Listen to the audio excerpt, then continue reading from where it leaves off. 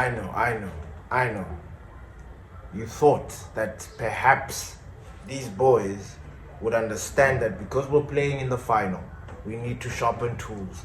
We need to get ready to deal with these guys. But no, this is Manchester United's season summed up in a game.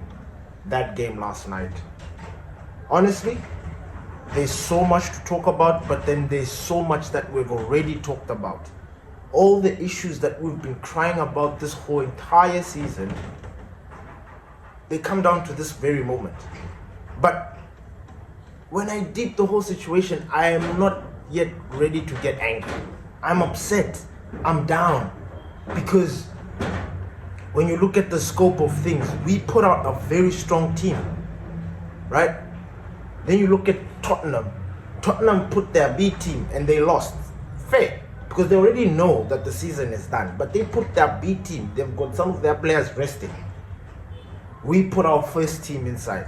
Now, we are all going through different journeys. But yesterday's game, for me, I felt like it was a psychological game in a very strange way because Tottenham was playing and we were playing. And it was trying to see who would get like this psychological advantage. And we did it. And in a very strange way, I feel like in that battle, Tottenham won. Because they didn't put out a strong team. They put out a team that would actually get their asses beaten. As for us, we put a very strong team out there. And then they went out there and got smacked up. Like, it is unbelievable. These games, like, United this season. You talk about the Crystal Palace game. You talk about the West Ham game. You talk about the Wolves game. So many games this season where, like I mentioned in my previous episode when I was like, the gaffer talks about this feeling where these players, they don't have this thing. There's something missing when it comes to the Premier League. Now, mind you, the Premier League is the creme de la creme. That is the trophy that everybody is coveting. That is the trophy that we want to win next season or the seasons to come.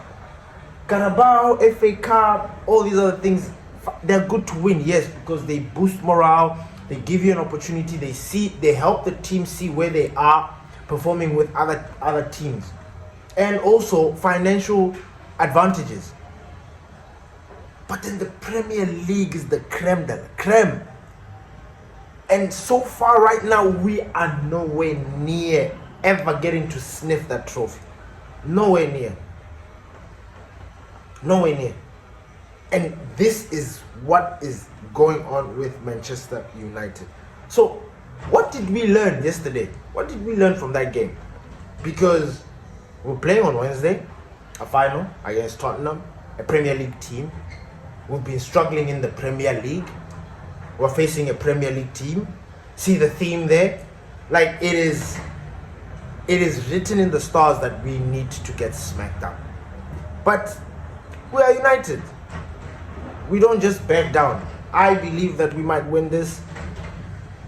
Okay, believe is a strong word because I am not yet sure. Because there are so many components. Every single day, I am waking up with a different kind of feeling.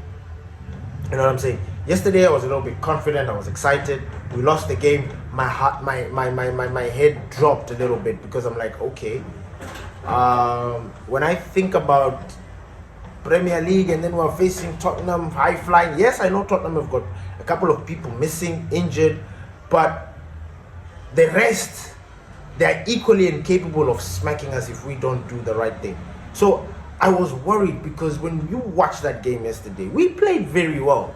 We did well. Like all the players, like the senior players, the usual guys did their job. Right up until the moment that these guys scored. And it was just like, what can you do? Like the Wolves game. Remember the Wolves? We completely dominate the game from start to finish. I mean, well, until that free kick that goes in. The manager goes back to this thing of this feeling, this mentality, these guys. There's no urgency in the Premier League. We saw it yesterday. Individual players, do I need to go in on them? You know what? For the sake of, because we're playing the final, I might not. on this show. I might not go in on these players, but Rasmus Højlund, oh my God, big boy. Like, if you are trying to audition or to give the manager, the gaffer, a headache, a selection headache, that was one of the worst auditions in my life I've ever seen in my life. Guys, Rasmus Højlund is not it. The sooner you get used to it. In fact, I think now you guys are getting used to it. I've been crying the whole season for this. But the sooner you see it and accept it, the easier it is for us to move on. And the easier it is for us to just be like, look, he's not what we want. He's not who we want as our number 9. He's there. He's going to do a job. So you won't really get frustrated because you know that the club is thinking about bringing somebody better. Or you are just assuming because you think that he's not good enough, the club should bring somebody in. So you just chill in that sense. But Rasmus Højlund, oh my God, it's painful to watch. Like, I feel bad. Every touch he's knocked off the ball. He can't keep the ball. And the funny thing is, Rasmus Højlund wasn't like this. When Rasmus Højlund arrived here at Manchester United, the way he's playing now is worse than when he started. How does that happen? He is completely lost confidence, that self-belief, and yeah, man, it's painful to watch. It really is painful to watch. Like, I'm sorry, I'm not hating on Rasmus Højlund, but I think it's time we part ways. I don't think he's a boy that can lead a line for Manchester United. I'm sorry. Just bring in the Delaps that you guys are trying to bring in. But this guy, Rasmus Højlund, every single touch he's on the ground. Every single touch. I'm not exaggerating, people. I'm not.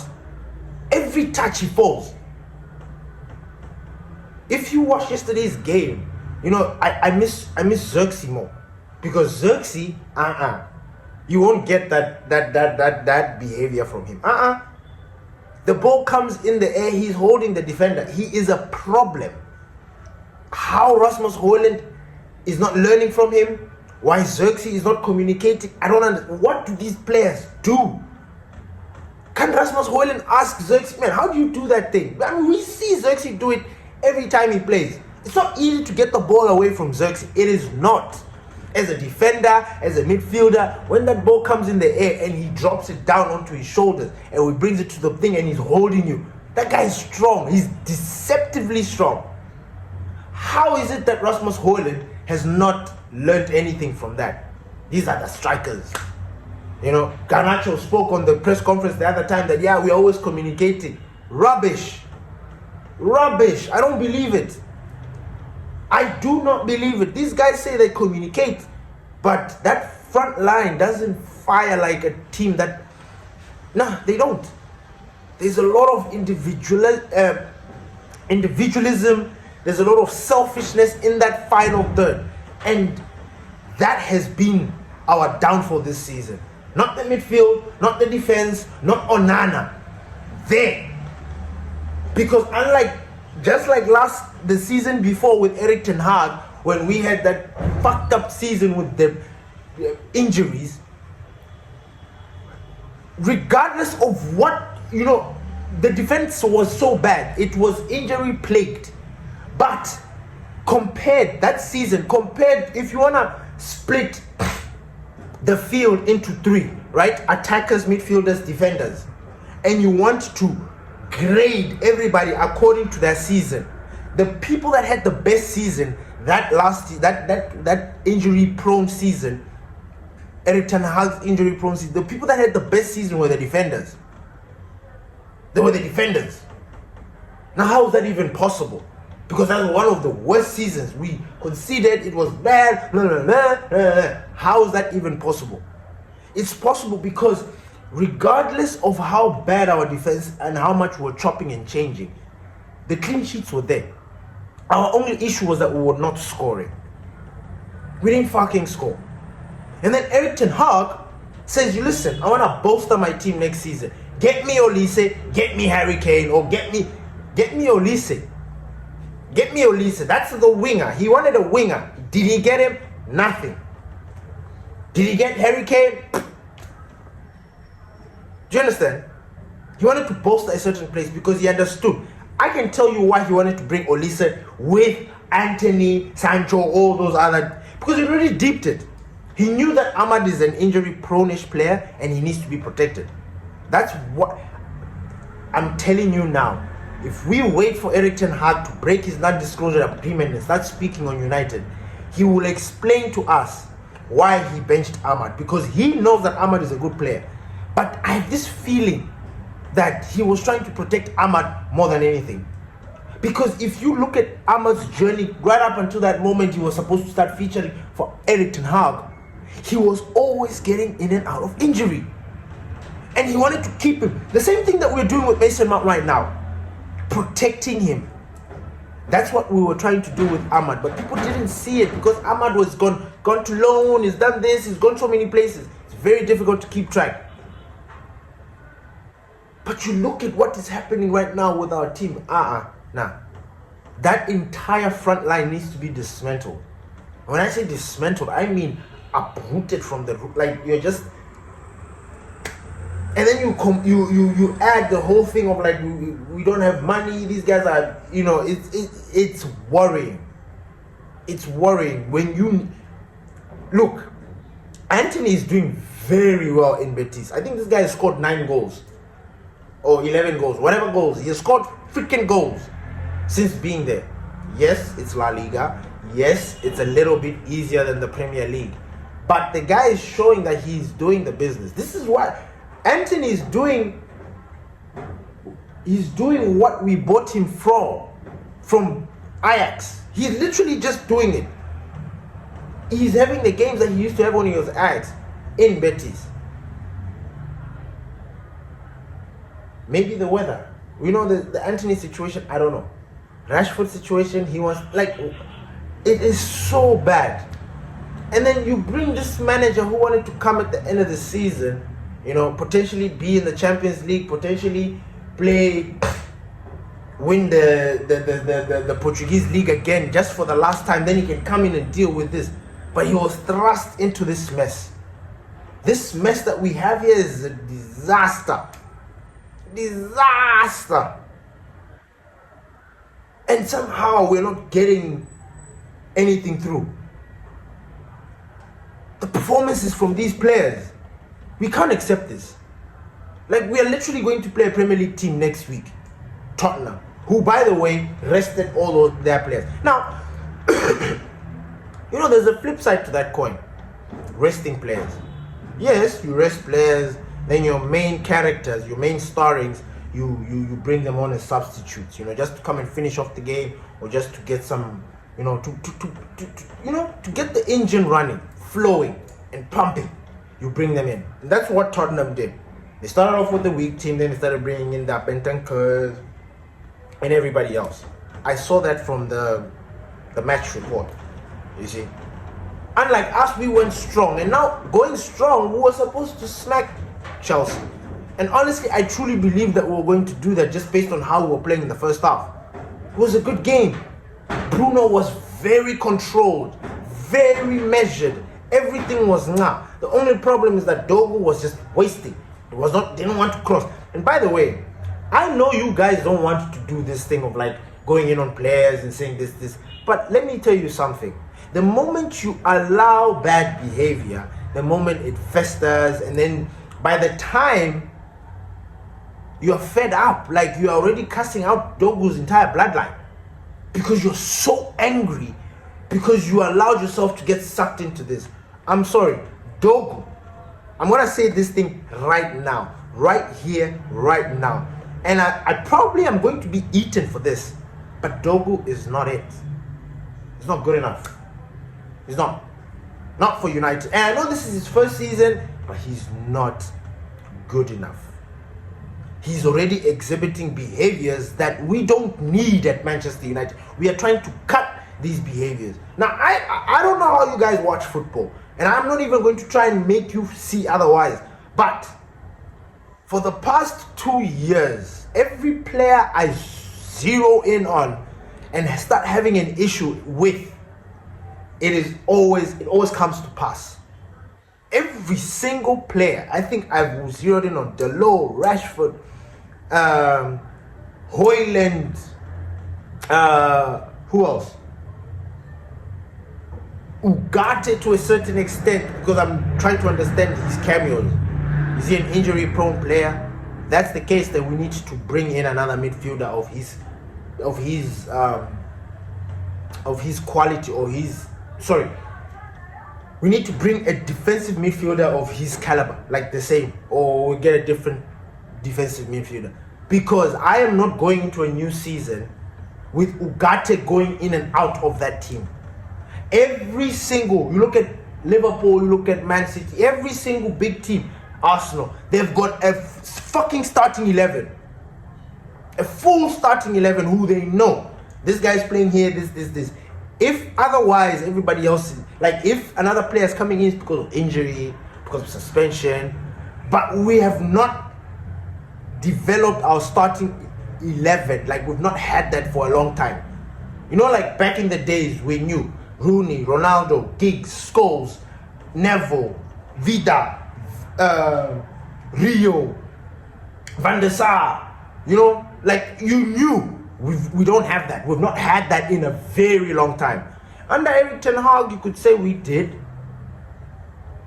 But it was also a mixed bag. Mourinho, mixed bag. We've not had that in a while. So we need that kind of situation at Manchester United. Now, you guys don't want to go in on these players, and I totally understand that, but the caliber, like his behavior, just look at him. Forget I know we also look at the team, look at the way he plays. Look at him, whether he's playing on the left or on the right. I've given him time and I'm done. Like, I don't need to see too much to be like, we need to give him time. Now, I've already seen enough. He is, this guy was like the second, third choice, fourth choice for wing back. They just wanted to make a signing, and they did that with Dorgu. And I can understand, he's young.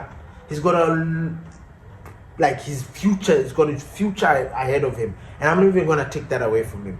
But right here, right now, you look at all the other players, you look at our rivals, the Liverpools and everybody else. Then you look at the players that we have, and then you try and match them up, like match for match. And it's like, man, next season we're not going to do shit if we're keeping the likes of Dorgu. And he's going to stay. I would like to see Diego Leon, the one who's coming from Paraguay, come and give Dorgu some sort of competition, because I'm not happy with Dorgu.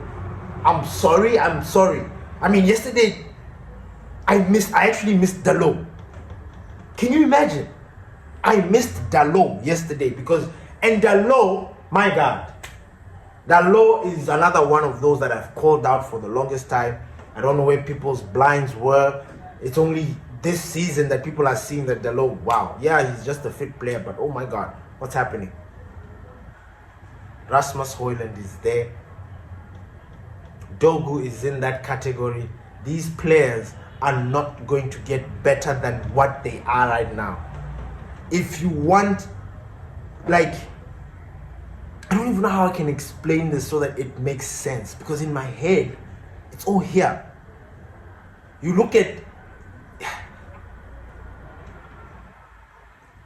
young players are supposed to be exhibiting qualities of the future.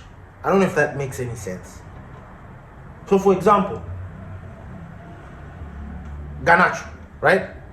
What's Garnacho's strongest quality?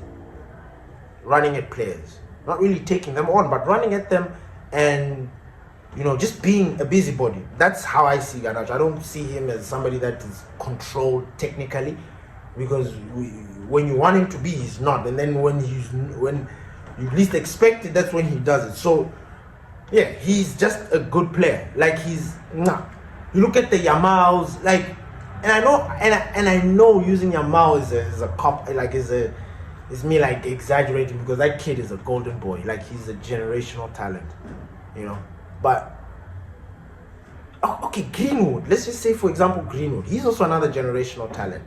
The reason I'm using these guys is because from a very young age, look at Greenwood. Greenwood, when he was what, 19, 20, when he was just that COVID season, look at what Greenwood was doing. Look at what Greenwood was doing. Just look. Remember, Greenwood. I know it's difficult for some of you because you guys are still mad at him and you don't want him at United, blah, blah, blah. But I just want you for a second to remember Greenwood. Remember how we struggled to bring him into the first team. Like the kid was ready. There are certain players that are just ready and you cannot stop. You can't. Greenwood was ready. He was itching to go. And every single time he made a cameo, bang, assist, bang, goal, bang, causing problems, bang, bang, bang. Give him an opportunity, bang, bang, bang, bang. Hey. Rashford, Greenwood, bang, bang. He was like that. Then you saw. We're not getting that with our crop of players. We're not getting that with Rasmus. I'm not seeing Rasmus. When was that? I've not seen him jump for a header in the box as a striker. Like Drogba. I've not seen that. Corners. I've not seen that. All I see is he's there, he will jump, the defender will be behind him. If he feels the defender, he falls. If he gets the ball, it's one touch, but the one touch is so poor. He's a lefty, but he's playing like somebody that is a right-footed player. You understand? With no control. Lefties are pure control. Left-footed players, the control is insane. Rasmus' control is all over the place. It's like Lukaku. And you want to say that this guy should lead our line next season? Like, nah, we shouldn't be angry. Nah, it's okay. Nah. It's this behavior of us accepting this bullshit. We need to sell or get rid of bench. These player habits. I will call out Ruben Amorim for, you know what? There are certain behaviors that are happening that we are seeing and that we've been seeing for years. And we just don't understand why these things don't get fixed. More like Dorgu. What game was it? Was it where Garnacho was crossing the ball, passing the ball. He was a team player. Was it Brentford? Or was it the game before? Where we were like, look at this fresh air because these players are just crossing in. Like, what's so difficult about crossing the ball? Like, now I'm understanding my dad. My dad, watching football with my dad is like going back in a time machine. Like, going back to the 70s or the 80s. Like, when you sit with him, he is so old school. It is beautiful. Sometimes I'm now appreciating it.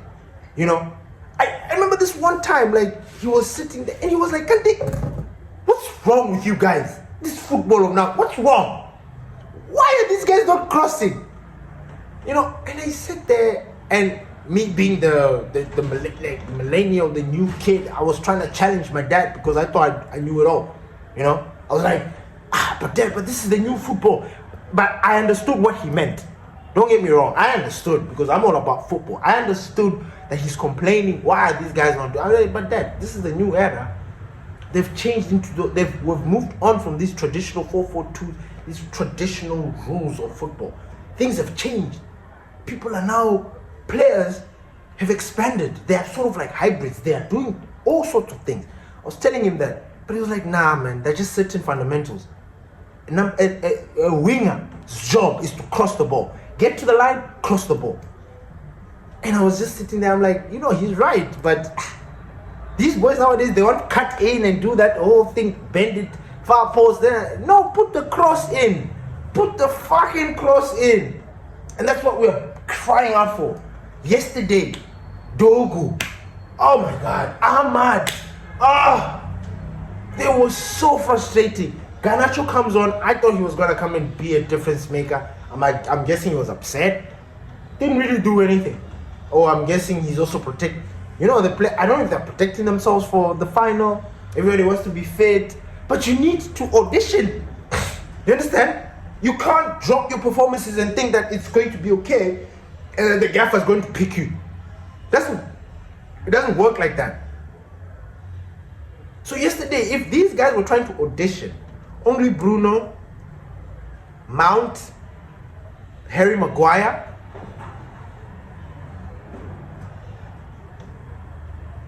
Mazraoui. I mean, Lindelof was not bad. Even Shaw, they were not too bad.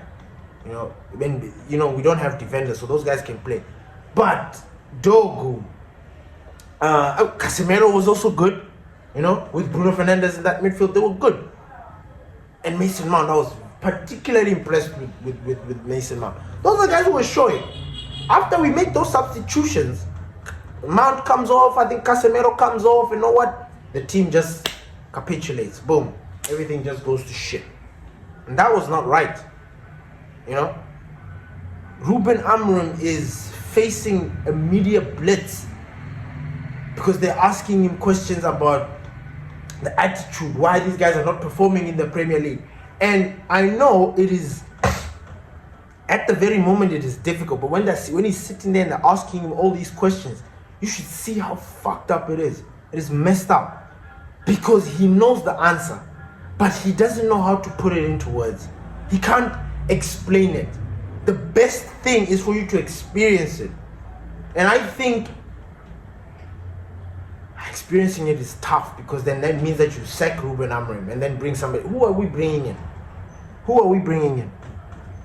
The season has been over, so this game shouldn't rattle us. It shouldn't. We are focused on a final. Yes, you need to account for a lot of things. A lot of these guys were thinking about the final, thinking about not getting injured, thinking about all sorts of things they were thinking about. And that played a role in yesterday's game. I kid you not. But the majority feeling is that this is how they've been playing throughout the whole season. They've been playing like this. And next season, we cannot accept this. We cannot accept this.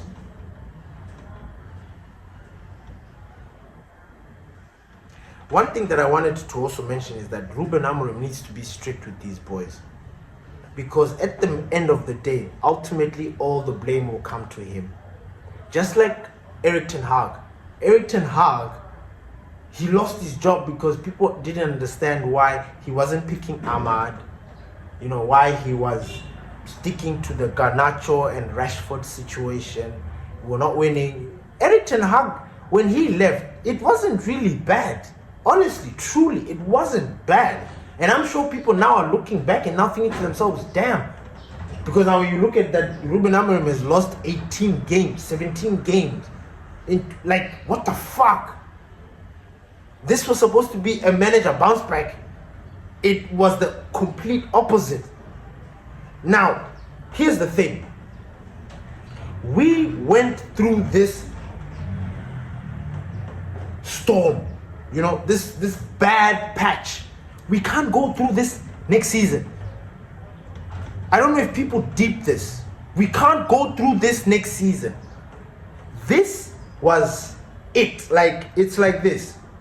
Ruben came in because Ineos was too dumb to bring a coach that wants to use 4 defenders. They couldn't figure it out. They went to Tuchel, he chose the England job. They went to Ruben. Ruben is sticking to his 3-4-3. They bring him into a team that does, we know that whole drama. What do? Do they support him? No, they don't.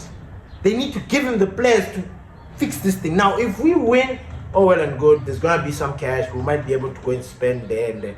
But it won't be enough. The gaffer needs more. This is the summer transfer. His first big window. He needs at least 5 players. At least 5 players. Good quality. If he doesn't get them, we're going to experience the same thing. And you know what? This manager will be sacked. It doesn't matter how heartwarming he speaks. It doesn't matter how handsome he is. It doesn't matter how photogenic he is. It doesn't matter how much he's connecting and we understand him and all the souls and whatnot, blah, blah, blah, that he speaks. It won't matter. It won't. Football is that cruel. If he doesn't get results next season, these results, will not be accepted. They will not. And we give managers we've given them time. But then the sacking of Erik ten Hag changed the timeline of how long managers stay in the job. And it actually, it fast forwarded it. It's like Manchester United needs success now. If you don't get success now, you're out. And I am worried about Ruben. I am.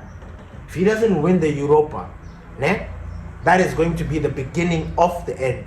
Because if he doesn't win the Europa, means that there won't be that enough money for him to spend. Meaning he's going to be stuck with a lot of the players that are already there in that team. And then that feeling that he's talking about, that sense, that thing, that urgency, whatever it is, he keeps on referring to that nobody seems to pick up. That thing will remain there.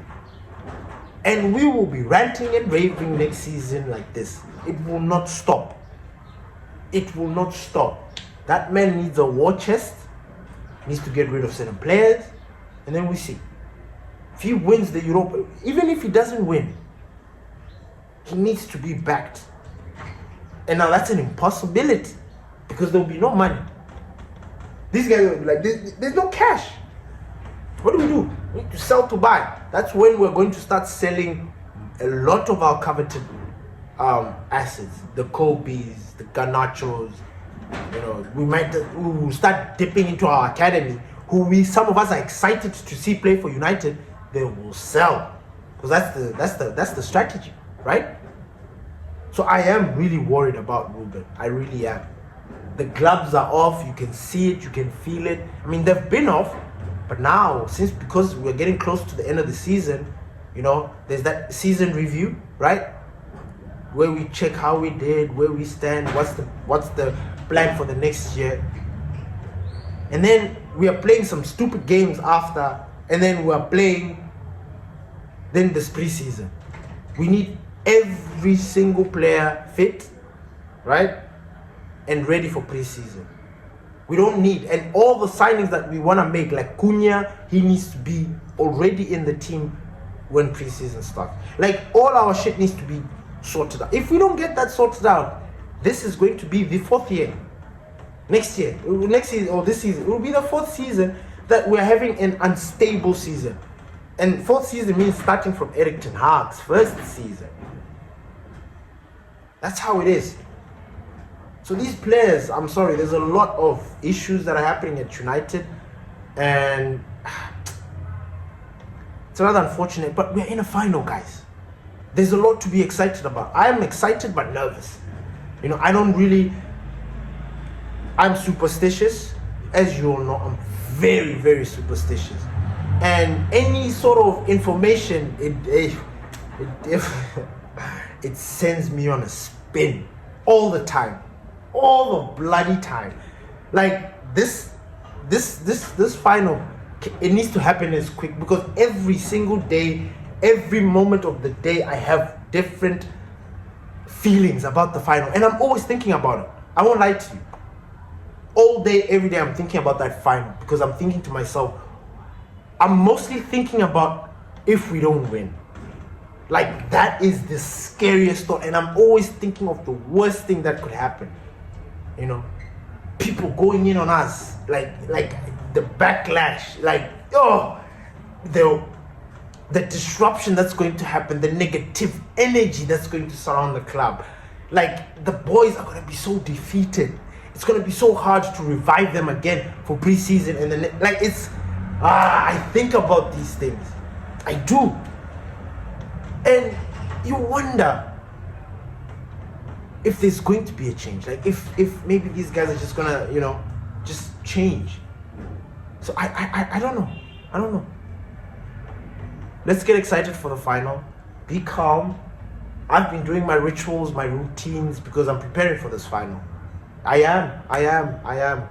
I'm doing my routines and my rituals and stuff. When I say rituals, I don't mean I'm there blowing smoke and sitting there going, no, I'm not doing any of that. Nah, just my superstitious stuff, I'll walk here and I'll touch that thing there, you know, and I'll constantly write something, you know, just to do this, and then I won't wash my jersey or something like that, you know, that sort of shit. I'm ready for this final. It's been a minute, and I truly, I don't know, deep down in my heart, I always believe if there's a team that always makes it to that final and then somehow don't win in a very strange way, they are going to be repaid. And I believe this is our moment. Unfortunately for Tottenham, I'm sorry. Like, your time will come, but it's not going to be on our watch. You guys will win the trophy playing another team, but you're not going to beat Manchester United. And then we are yet again